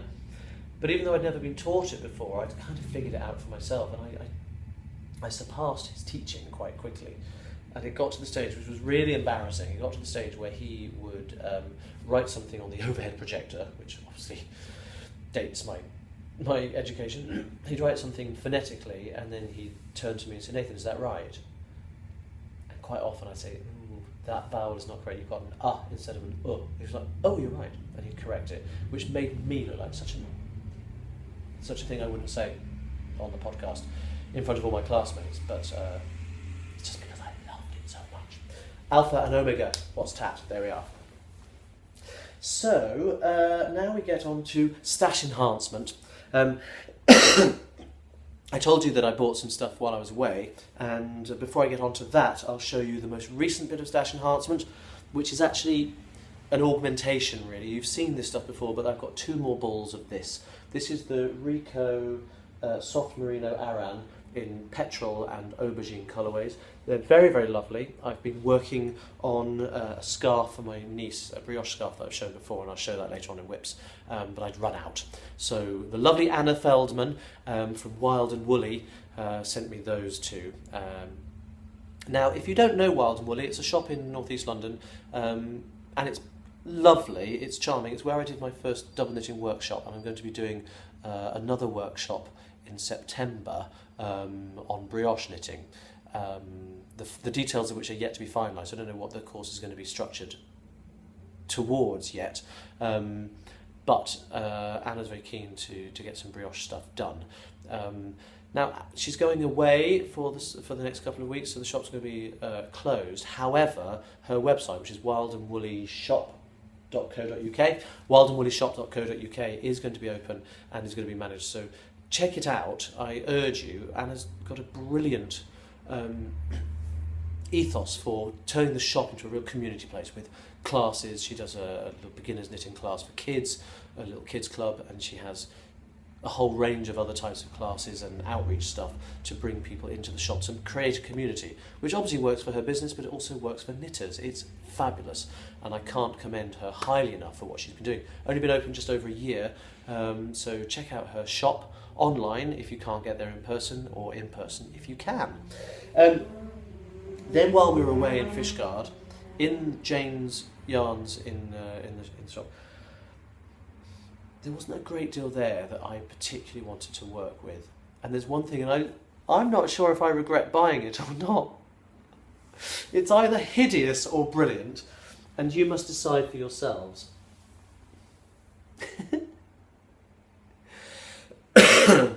Is that hideous or brilliant? It's Sirdar Heart and Soul, dreadful pun going on there, and it is 75% wool and 25% nylon. Wool rich 4-ply sock yarn. It says a free sock pattern, I don't need to worry about that. It's probably on the inside of the ball band. It says it's machine washable on a wool cycle. It's all good. But those colours, aren't they?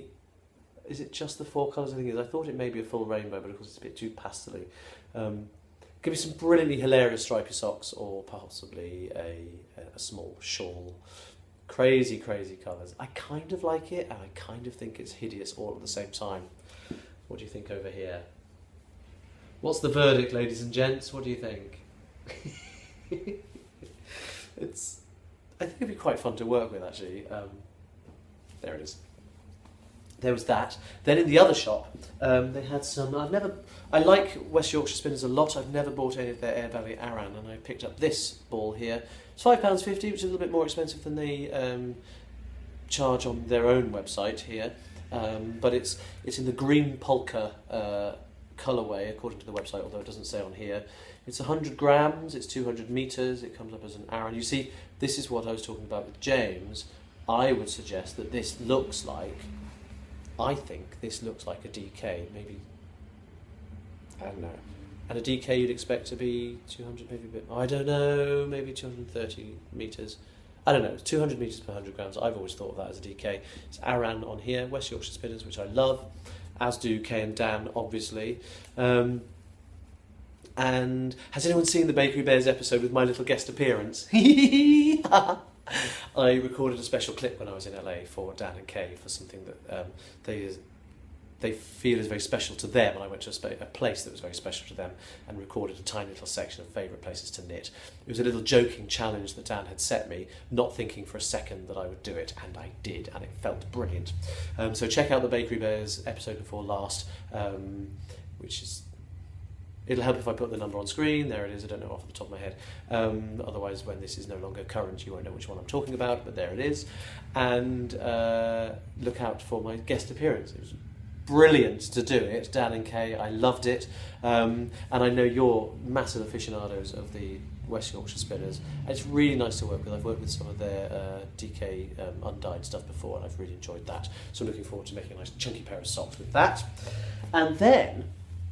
I wanted something local, And I found, well, actually Ben found it and said, oh, this is lovely, and it's alpaca, and I love alpaca, as you all know, and it's such a mystery to me. It says it's pure Welsh alpaca, and it's a Wakaya breed of alpaca, but it doesn't say anything more on the label because the label's all sort of cracked and faded and I can't read any of it.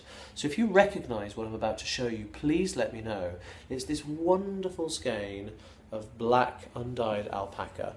It says pure Welsh there, 100 grams. It was far too expensive, £27.50, but I loved it, so it had to come home with me. And this is all it says. You know, all the information is there, but it's unreadable. I can't read that at all. So, but what I love about this yarn is the way it's plied. Can you see on there? It's 2-ply really, 2 singles that are applied together. They're applied quite loosely, which gives it this wonderful like chain-like texture. I really, really like how that works. It feels so drapey. It feels a lot sort of shinier than a lot of alpaca, which can be a bit hairy, although it's got a lovely bloom to it as well. I don't know what it's going to be. I may combine it with something else and do some something a bit colour worky with it. I've been given a whole load of collected sheep's wool, which I'll process and spin at some point, and that may work very nicely with this to get all the undyed natural colours together. So I don't know, but I do love it. And if anyone, as I say, if you know anything about it, please let me know. I'd be very interested to hear it. So those are my stash acquisitions, my mystery alpaca. Oh, Nathan. What? Tell them. What? Tell them what? Don't forget to tell them. Don't forget to tell them what? Tell them about the thing. About the thing? What's the thing? You know, the thing. Oh, yes. Thank you. I will tell you about the thing. A couple of days ago, I noticed on Ravelry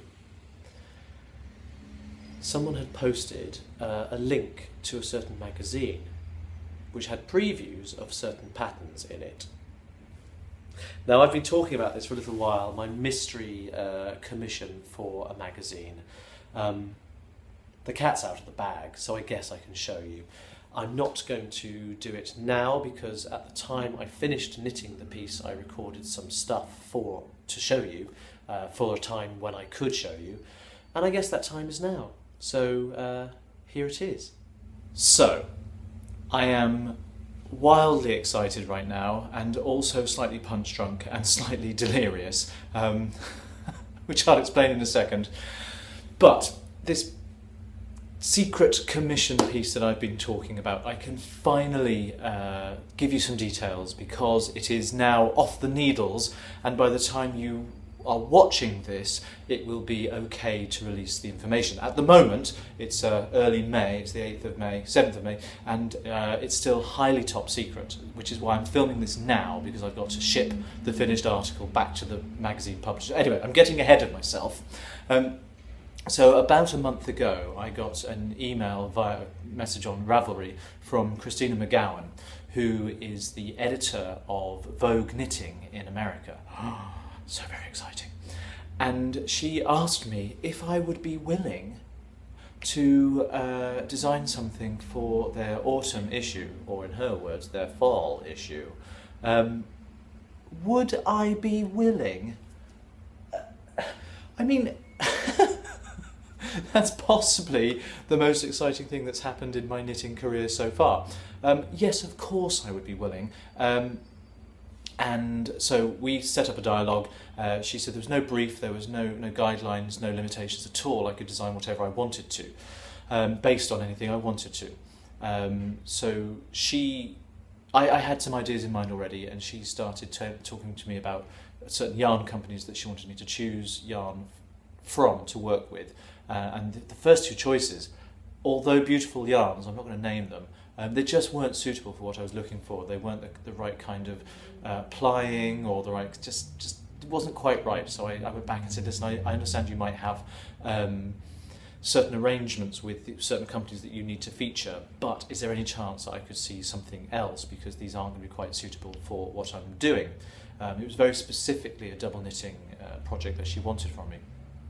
And double knitting has its its own requirements. Really, I wanted flat colours with maybe a tiny bit of heathering, but nothing too variegated, and I wanted very smooth yarns, just to show the definition of what it is that I'm trying to work on. So she came back, and I've already spoken about this in a previous podcast episode, but she came back with the suggestion of the Fibre Company, and I fell in love with their canopy fingering. It is absolutely beautiful, and I chose 3 colours from that range that I wanted to work with. So the idea that I had in mind was I wanted to design a shawl based on or inspired by my favourite building in the world, which is the Chrysler Building in New York. If you don't know it, I'll edit in some pictures. It's beautiful, chrome, silver, very 1930s, very Art Deco, gorgeous skyscraper in New York, and I absolutely love it. And it's so geometric. It's got all these little triangles that work their way around the different layers. They're all windows. And I thought, well, this could be just so beautiful. Clean, bold lines, shiny colours. So I wanted to go for colours that represented that. Anyway, I get ahead of myself. The colours I chose from the canopy fingering range were these. This dark one in the middle is called Obsidian. And it looks like that. It's very dark grey with some lovely depth to it and some nice heathering on it. If you can see this. Really good representation colour-wise. That's the Obsidian. This is the one I showed on the podcast before. It's a sort of ivory cream colour. It's called Orchid. I don't know why. Orchid.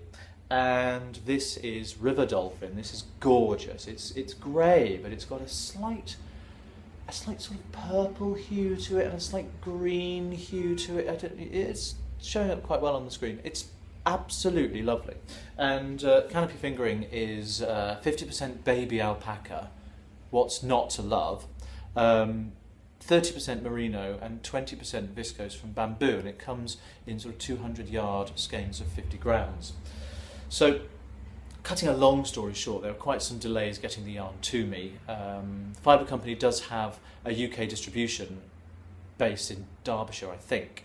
Unfortunately, through to some kind of logistical hiccup, my yarn was coming to me from the States, and it got trapped at customs, and there was a charge to pay, and the deadline was getting closer and closer. You know about this because I've been talking about it on the podcast anyway, but I have been knitting furiously for the last 3 weeks. I've had a few days off this week, which has been brilliant, and I've been cramping my fingers and getting RSI in my elbow, my back is in spasm on this side, my fingers have been turning to claws by the end of the night.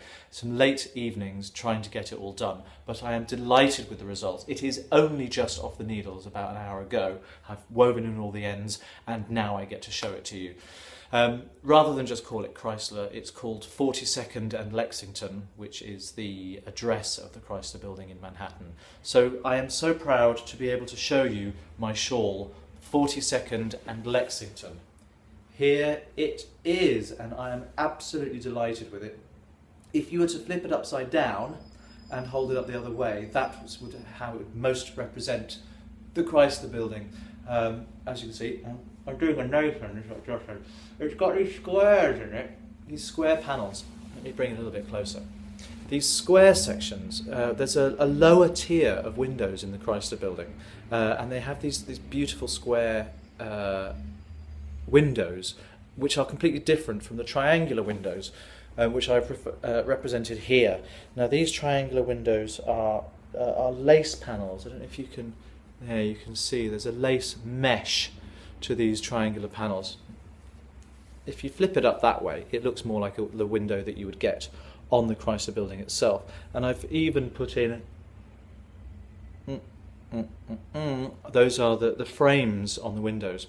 Now, as you go round these window panels, there are tall spikes and wide spikes. The wide spikes are the windows, and the tall ones are a beautiful decoration, which I try to represent as well. I've even gone to put in these tiny little details on the panels here, which I was very pleased with. They help break up the white panels there. That's the Chrysler Building by day. Further, as you work your way further up the shawl, there are these. There's other panels. There's the Chrysler Building. I'm burbling because, as I said, I'm punch drunk and slightly delirious from knitting so long. But the Chrysler building has strips of these window panels followed by strips of this corrugation and then strips of windows again. So I wanted to represent that. And the edges, very, very proud of the edges here. More little points. This is unblocked. I'm going to block this a little bit so these points will pull out a bit. At the moment they look a little bit smooth, but they will come up very nicely in points. And this is how they look. It's going to be so gorgeous when it's blocked. I'm so proud of it. So the idea was that these colours are for the Chrysler building by day, and on the back, if you've ever seen the Chrysler building at night or photos of it, you'll notice that the building itself is very dark and all the windows are lit up. So on the reverse of the shawl, these are the colours that we have to represent that. You can see where light will show through the lacy window panels and at the edges as well. I am ridiculously proud of it. It will block out beautifully, I hope. Fingers crossed, that's what I hope for. So this is how it looks, and I guess to wear it, not really for a boy, but it's, it looks like this. It drapes very, very nicely. That's the alpaca in it. The 5 sections work very, very nicely, that you get these panels working across the shoulder with 3 across the back. That's serendipity, that's not part of the planning. But I am, as I say, very, very happy with it. It's going to be incredibly warm with the baby alpaca, and of course it's double thickness, and the canopy fingering is quite a thick fingering weight anyway. It's got quite a lot of bounce to it, there's a lot of air in it, it's lofty, that's the word I was looking for. It's a lofty yarn, but I am so pleased to be able to share it with you at long last. It has been quite arduous. It's got a construction-wise, it's got a very interesting construction. Like my Genesis shawl, it's the cast-on is based on a sort of garter stitch tab construction, although there's no garter stitch showing. It's all stocking stitch on both sides because it's double knitting. But I actually cast on in the middle. I cast on here and did some rows here like this, and then started working this way around, splitting the panels into 5 and working increases both sides of these spine stitches here and at the edges. So with the slip stitch edge you get this fantastic clean edge which looks very, very smart and tidy, and I finished the whole thing off with a mammoth Kitchener stitch graft on the edges here, so it's really, really stretchy, which will help with the blocking and pulling these points out to their perfect dimensions. So look out for it in Vogue Knitting Autumn Edition, Fall Edition, and here it is. It is 42nd and Lexington by me, Nathan Taylor, Sockmatician. There we are. You can probably tell at the time how pleased I was. I kept saying, I'm so happy with it. I genuinely didn't know what my brain was doing at that point. It's so exciting. The magazine comes out in September, so very soon. I think subscribers can already download it. So if you are a subscriber, then you've probably got the facility to download the digital copy already. It was such an honour to be asked. I'm in great company. There are 3 other designers who have been, 3 other DK designers who have been featured. There's Tanya Richter, who is Ether Fang on Ravelry, who does these wonderful dragon designs. Michael Dworjan, who is Aptono Knits on Ravelry, and it's actually through Michael that that Vogue found out about me. He suggested me, so thank you to Michael. What an amazing opportunity. And of course, Alistair Post Quinn, who is the man who wrote Extreme Double Knitting and is the master of it, and his hat is brilliant. So check out all the designs. There's loads of other stuff in the magazine as well, of course, some really nice stuff. And it's designed by Deborah Newton as well, which is interesting because I've spoken about Deborah's work before, because it's the pattern that I was on the hunt for, the purple cardigan you might remember me talking about, that I want to knit for Ben's mum. And so happens that we're now in the same magazine together, so that's a matter of some pride for me as well. So I hope you understand why I couldn't talk about it, but now I can. It's so weird to see the photograph of my shawl. It really is so weird because I've never seen that model before. I think she looks amazing. I love her funky blonde hair. It's very, very exciting. It is really, really exciting. Enough about that. I could go on about that all day, but I get a big head. I don't care, I'm pleased, I'm proud. It's my podcast, I'm happy with that. So let's move on. I don't have any FOs, I'm afraid. I've been doing some knitting. You saw, actually, I guess this can qualify as an FO. You saw last time I spoke about the piano scarf number 1. Here it is. I'm going to show it to you again because I want to let you all know that the pattern is now available to buy on Ravelry. You can download it, it's £4.50. That's obviously excluding any EU country VAT added on by Ravelry's new system. Here's what it looks like. It's based on the Piano Space-Filling Curve, which if you're watching James's podcast, you'll know that he's been talking about it as well in order to instill on me what infinity is. Somewhat unsuccessfully because my brain's too stubborn. And this is what it looks like. It's all based on these little ends that then flip up and flip up and flip sideways and become a bigger N, flipped up and up and up and up and up to cover the whole thing. If you follow this little blue line from here, you can follow it all the way up to the very end of the scarf, and it ends just there. It literally is one wiggly line that fills the entire scarf. I'm really, really happy with how it's come out. The pattern includes full instructions, full tutorial instructions for total beginners to master the craft of double knitting. So if you're looking at it thinking, oh, it's lovely, but I've never done any double knitting before, everything you need is in this pattern. There's video tutorials that you can link to, there's detailed step-by-step instructions of all of the techniques, including the basics of double knitting. So head to Ravelry, check out my designs, and this is Peano number 1. Number 1 because it's the first in a series of 3 scarves based on the same pattern. And I'm really, really pleased that it's out there now. Quite a few people have bought it already, and there's a couple of projects appearing on Ravelry, so it's lovely to see those. Since that, I've gone back to knitting on Peano number 2. Now, I wasn't going to announce this yet. I wasn't going to reveal... Finger. So sorry, I can't stop. I wasn't going to reveal this yet.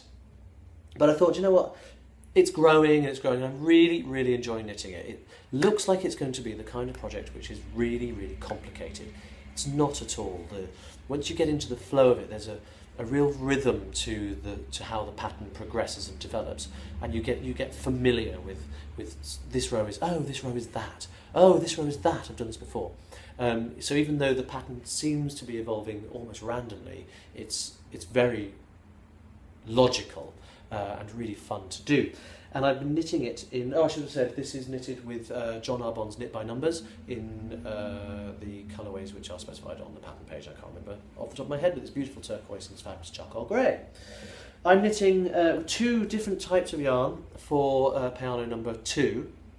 I'm actually mid-row, so it's going to be hard to show this off without getting twisted around my needles.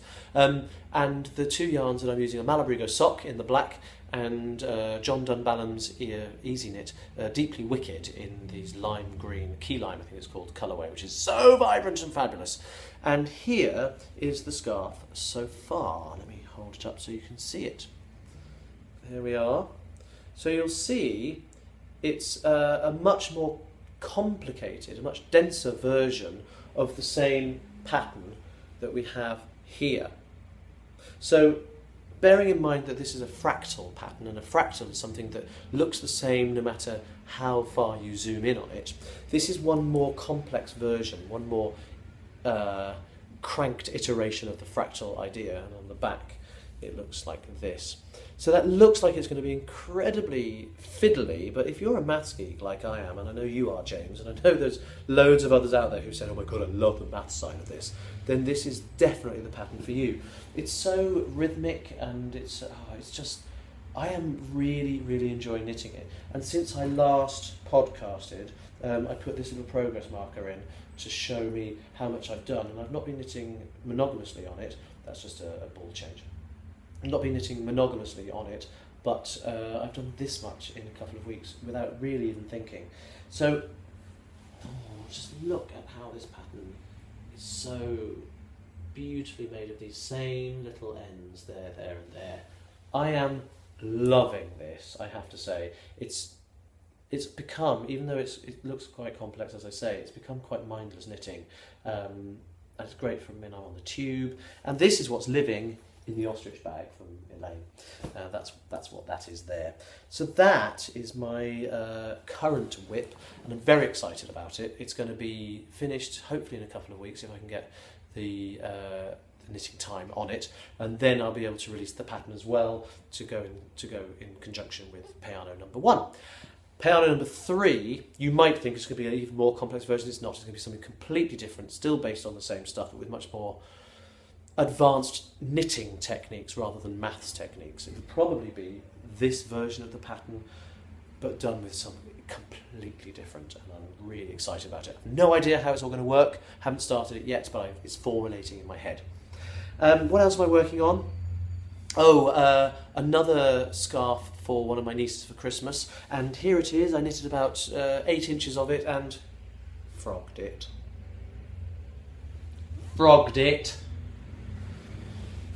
My niece is a bit of a goth.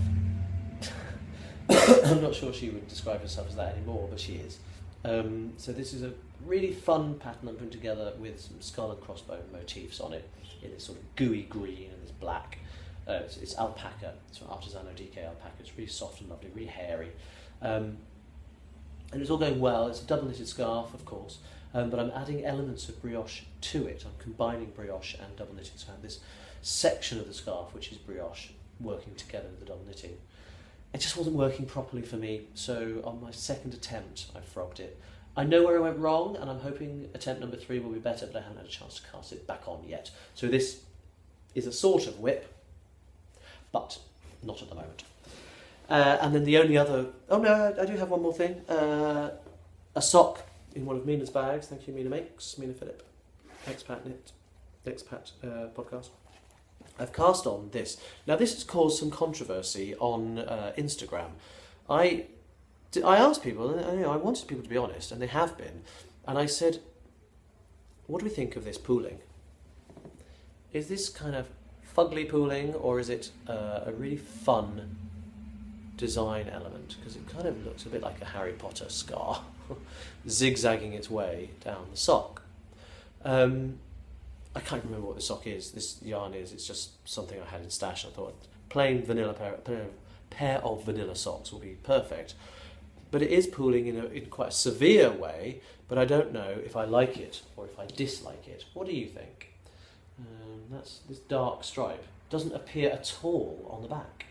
It's really, really interesting. And here, it sort of just seems to just get stuck in one place. So I don't know. I'm going to carry on knitting on it a little bit. It might be kind of fun. Maybe I should just go back and change the stitch count a bit, add a couple of stitches in it. This is with 72 stitches, and it's on 2.25 needles, and I'm knitting it continental. I'm deliberately trying to be a little bit looser with my knitting, so it's plenty big enough. I normally knit with smaller needles with an 80 stitch count for my socks, but this is massive. So I don't really need to go up, and going down to 68 feels a little bit small, but what would you do? What are your thoughts? Go to the general chatter thread on my Ravelry group and see. Do you like the way yarns pull? Kay, I know you hate it. You were always going to hate it. Some people have said on my... I posted a picture on Ravelry, this is where the controversy is, and some people said, oh God, it's horrible, rip it out. And some people said, well, it's just the yarn doing its thing, that's what yarn does, this is the games you play with yarn. And I'm sort of a mind to accept that. Because it's such a basic sock, it doesn't matter, essentially. It's not going to interfere with any intricate stitch patterns or anything like that. Let me know what your thoughts are, and maybe I'll listen. Maybe I won't. And the other thing I've got on the needles is my brioche scarf, which I'm really enjoying. I had to have a little hiatus from it, which is why I've got so much done on the Peano No.2 while I waited for this yarn to come back into stock. But the scarf is growing, and here it is now.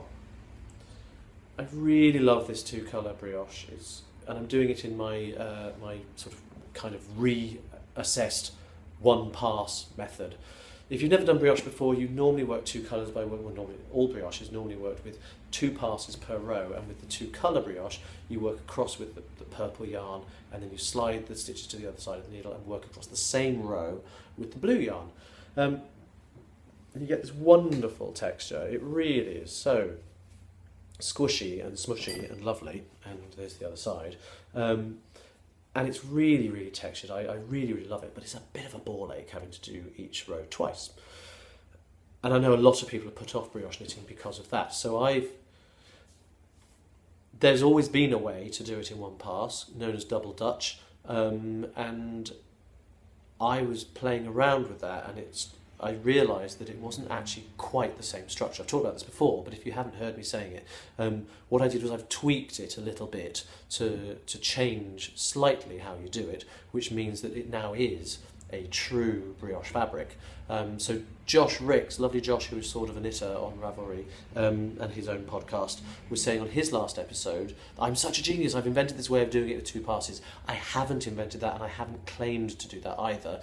I've tweaked it a little bit and improved it, and I'm not even saying I'm the first person to do that.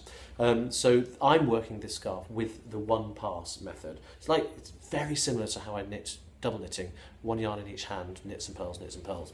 But what I'm loving about the scarf is the way it develops from no cabling at all to a little bit more and a little bit more until the middle of the scarf is fully cabled, and now I've got to the stage where it's petering out again at the other end.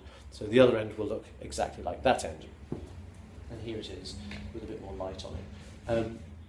I am loving the texture that this is coming out as. It's not the softest wool in the world, but it's just really elegant. It's just got this beautiful flow to it. So that's what I'm currently working on. And it was nice because, as I say, I haven't had a chance to work on it, and I got back to it last night. And I did probably about 4 or 5 inches last night. Maybe more, I think from there actually. I knitted from there to the end. And it goes so quickly with this method. It means that 2 colour brioche can be your friend again. And that's what's exciting me most about doing it that way. So I haven't invented it, I've tweaked it a little bit and cracked my thumb in the process. And that's sort of it. I'm going to wrap this up now. I'm going to the theatre tonight to watch Prodigy, which is by Brunger and Cleary, 2 friends of mine. It's by the NYMT, and it's the commission for this year that sort of matches what Ben did with Brass last year. This is this year's one. It's about a group of young musicians, and they're all acting musicians playing it. A lot of the cast will be members of the Brass cast. It'll be lovely to see them. And it's the opening night tonight, so I know they're going to be really, really nervous, so please wish them well. That's on at the St James Theatre in London, and I'm really looking forward to seeing that. So this podcast episode is now an FO, but as with all things in life, it doesn't matter how complicated it is, just take things one step at a time. Life is just a whip. I got that all wrong. You know what I mean. They're beeping at me in derision. Let's try it again. This episode is now an FO, but life is a whip, a work in progress, so just take things one step at a time.